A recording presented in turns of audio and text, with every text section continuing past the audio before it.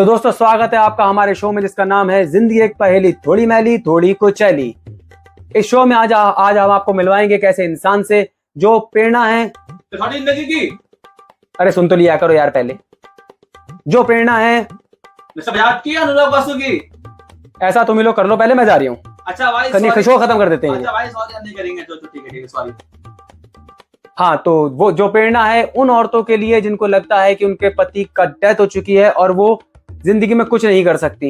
हालांकि क्या इन्होंने भी कुछ नहीं है, लेकिन हम आपको मिलवाते हैं आज अपनी बेगम साहिबा से। क्या बोला तूने? मतलब नवाब साहब की बेगम साहिबा से।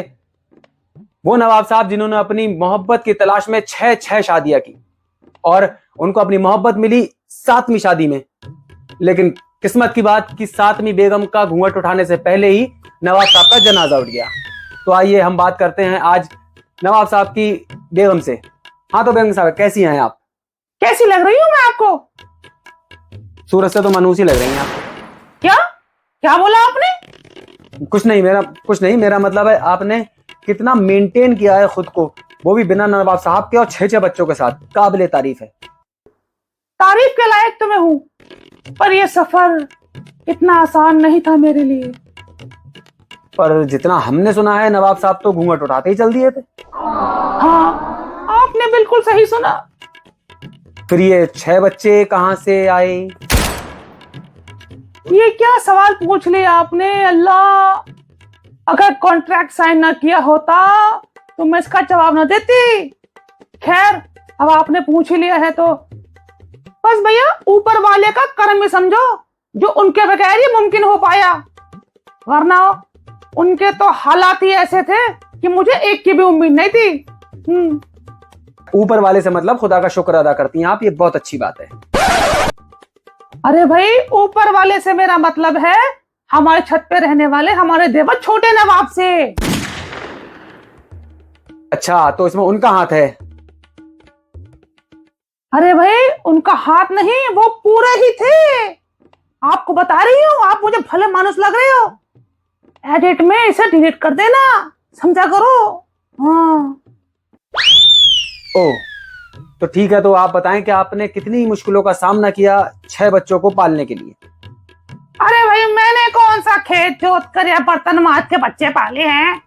नवाब साहब का अच्छा खासा पैसा लगा है इन बच्चों पे, आपको क्या पता। आप हमें ये बताइए कि आप इतनी जवान हैं, खूबसूरत हैं, फिर भी आपने नवाब साहब से शादी क्यों की? या एक तो उनकी इनकम और ऊपर से उनके दिन कम। हाँ। तो आपको पहले ही पता था कि नवाब साहब कुछ दिनों के मेहमान हैं? अगर पता ना होता तो ये सील पैक 14 प्रो मैक्स उनके हाथ कैसे पड़ता? समझे? बात तो आपकी ठीक है, लेकिन आप ये बताइए कि छोटे नवाब आपकी इतनी मदद करते हैं तो उनकी खुद की बेगम को आपसे कोई दिक्कत नहीं होती? अरे वो चुड़ैल क्या बोलेगी, वो तो खुद अपने खाला के लौंडे से सेट है। हाँ, मैं तुम्हें बता रही हूँ। तो आपकी कोई खाला का लौंडा नहीं है? था तो, पर वो भी कमीना पड़ोस की भाभी से सेट था। तो आप नवाब साहब के आशिकाना मिजाज पे क्या कहेंगी? ये तो वही बात हो गई कि आशिक मिजाज के बगैर नवाब कैसा और चटनी प्याज के बगैर कबाब कैसा, समझे? ओहो, आपने क्या कबाब और रुमाली रोटी की बात कर दी, मुझे तो भूख लगने लगी। अबे इंटरव्यू पे ध्यान दे, खाने पे नहीं, समझे? ओके, आप ये बताइए कि नवाब साहब की जो पहले 6 शादी हुई थी उनसे आपको कोई दिक्कत नहीं थी? अरे मुझे कोई दिक्कत होती? मेरे भी तो 8 आशिक थे जिनसे नवाब साहब को कोई दिक्कत नहीं थी। हाँ। आप लोगों ने तो अंग्रेजों को भी पीछे छोड़ दिया है। तो आप ये बताइए कि आपका आपके बच्चों से रिश्ता कैसा है? मेरे बच्चों से मेरे रिश्ते बिल्कुल माँ बच्चे जैसे हैं। अरे वो तो होता ही है, मेरा मतलब है कि आपके बच्चों से कैसे बनती है? हमारे बच्चों से ऐसे बनती है जैसे कि गांव की सास और शहर की बहू में बनती है, समझे? मतलब वो आपको पागल समझते हैं और आप उनको पागल समझती हैं? भैया सही कह रहे हो, बड़ा ही परेशान हूँ मैं। परेशान तो मैं भी बहुत हूँ, कैसे? अपने बच्चों से। खैर आप ये बताइए कि आपकी आपकी ननद से कैसी बनती है? भैया हमारी जोड़ी तो सांप और नेवले जैसी है। मतलब दोनों ही जानवर हो? क्या बोला आपने? ऐसे पेड़ पे ना बोला करो, जो बोल रहे हैं सामने बोला करो। ऐसे बोलने वालों के ना मुंह पे पत्थर मार के भग जाती हूँ मैं। रिकॉर्ड खराब है मेरा। मालूम नहीं तुम्हें भी। ठीक है, तो मैं आगे से इसका ध्यान रखूंगा। तो चलिए हम आप दुआ करेंगे कि आपकी आपके बच्चों से और छोटे नवाब से बनी रहे और आपकी जिंदगी बहुत अच्छी गुजरे। बहुत बहुत शुक्रिया हमारे शो में आने के लिए।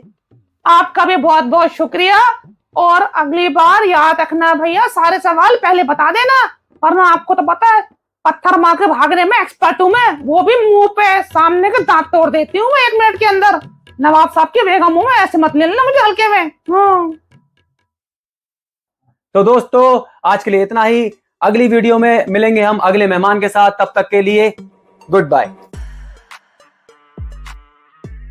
सही दिख रहा? नहीं, बनाना दिख रही है।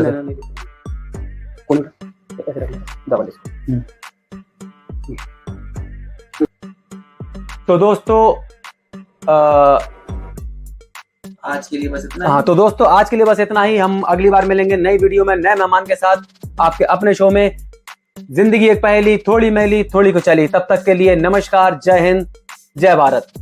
सही है? क्या कह रहा मोदी जी को भेज दीजिए। हमारा चाय पिलवा दो अल्लाह के लिए।